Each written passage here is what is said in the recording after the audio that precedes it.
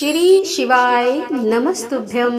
श्री शिवाय नमस्तुभ्यम।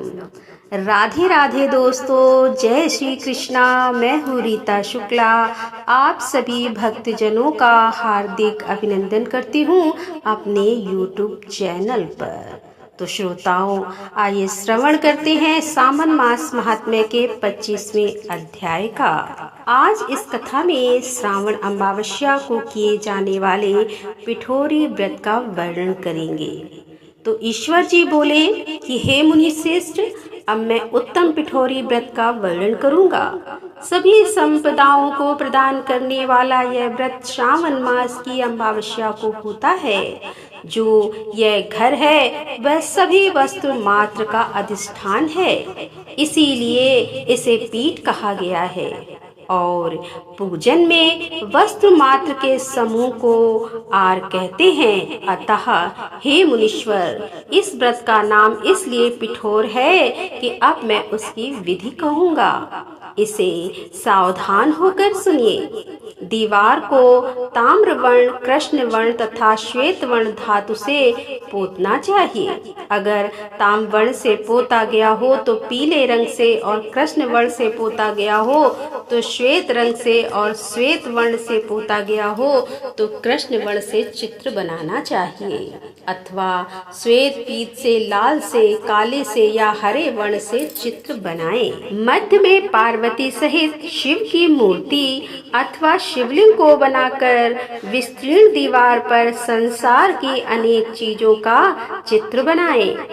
चतुर्शाला सहित रसोई घर, देवालय, शयन घर, 7 खजाने, स्त्रियों का अंतःपुर जो महलों तथा अंटालिकाओं में सुशोभित तथा साल के वृक्षों से मंडित हो, चूने आदि से दृढ़ता से बंधे पाषाणों तथा ईंटों से सुशोभित हो, और जिसमें विचित्र दरवाजे, छत तथा क्रीड़ा स्थान हो, इन सभी को चित्रित करें। बकरी, गाय, भैंस, घोड़े, ऊंट, हाथी, चलने वाले रथ, अनेक प्रकार की सवारी गाड़ियां, स्त्रियां, बच्चे, वृद्ध, जवान, पुरुष, पालकी, झूला और अनेक प्रकार के मंच, इन सब का अंकन करें। और स्वर्ण, चांदी, ताम्र, सीसा, लोहा, मिट्टी तथा पीतल के और अन्य प्रकार के विभिन्न रंगों वाले पात्रों को बनाएं। शयन संबंधी जितने भी साधन हैं, जैसे चारपाई, पलंग, बिस्तर, तकिया आदि, बिल्ली, मैना, और अन्य भी शुभ पक्षी, पुरुषों तथा स्त्रियों के अनेक प्रकार के आभूषण, बिछाने तथा ओढ़ने के जो वस्त्र हैं, यज्ञ के जितने भी पात्र होते हैं, मंथन के लिए 2 स्तंभ व 3 रस्सियां, दूध, मक्खन, दही, तकर, छाछ, घी, तेल, तिल, इन सभी को दीवार पर लिखें। गेहूं, चावल, अरहर, जौ, मक्का, वार्तानल यानी कि एक प्रकार का अन्न होता है, चना, मसूर, कुल्थी, मूंग, कांगनी, तिल, कोदो, कातशी नामक अन्न, और सावा चावल, उड़द, ये सभी धान्य वर्ग भी अंकित करें। सील, लोढ़ा, चूल्हा, झाड़ू, पुरुषों व स्त्रियों के सभी वस्त्र, बांस तथा तृण के बने हुए सूप आदि, ओखली, मूसल, गेहूं आदि पीसने तथा अरहर आदि दलहन के लिए 2 यंत्र यानी कि चकिया बनाएं।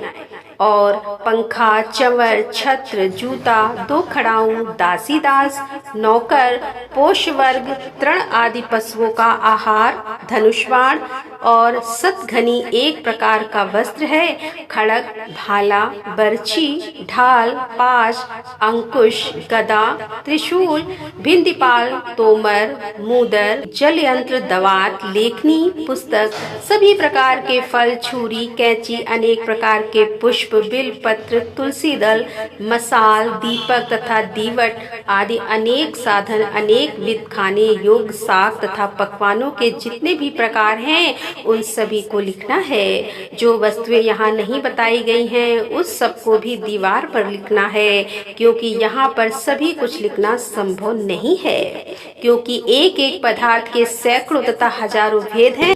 और मैं कितना कह सकूंगा। 16 उपचारों में इन सभी का पूजन होना चाहिए।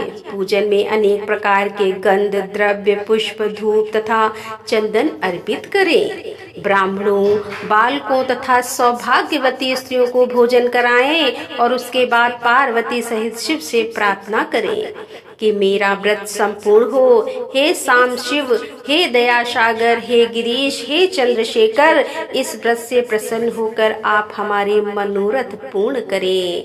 और इस प्रकार 5 वर्ष तक व्रत करके बाद उद्यापन कर देना चाहिए। इसमें घृत तथा बिल पत्रों से शिव मंत्र के द्वारा होम होता है। एक दिन अधिवासन करके सर्वप्रथम ग्रह होम करना चाहिए और आहुति की संख्या 1008 अथवा 108 होनी चाहिए। हे वत्स, उसके बाद आचार्य की पूजा करें और भूसी दक्षिणा दें। इसके बाद व्यक्ति इष्ट बंधुओं तथा कुटुंब के साथ स्वयं पूजन करे। ऐसा विधान किए जाने पर मनुष्य सभी कामनाओं को प्राप्त कर लेता है। इस लोक में जो जो वस्तुएं उसे परम अभिष्ट होती हैं, उन सभी को वह पा लेता है। हे वत्स, मैंने आपसे इस उत्तम पिठोरी व्रत का वर्णन कर दिया। इस व्रत के समान सभी मनोरथ तथा समृद्धियों को प्रदान करने वाला और शिव जी की प्रसन्नता करने वाला ना कोई व्रत हुआ है और ना तो होगा। मनुष्य इस व्रत में दीवार पर जो जो वस्तु बनाता है उसको निश्चित रूप से पा लेता है। तो श्रोताओगण, इस प्रकार से स्कंद पुराण के अंतर्गत ईश्वर सनत कुमार संवाद में श्रावण मास महात्म्य में अमावस्या में पिठौरी व्रत कथन नामक 25वां अध्याय पूर्ण हुआ। राधे राधे। जय श्री कृष्णा। हर हर महादेव। जय भोलेनाथ की।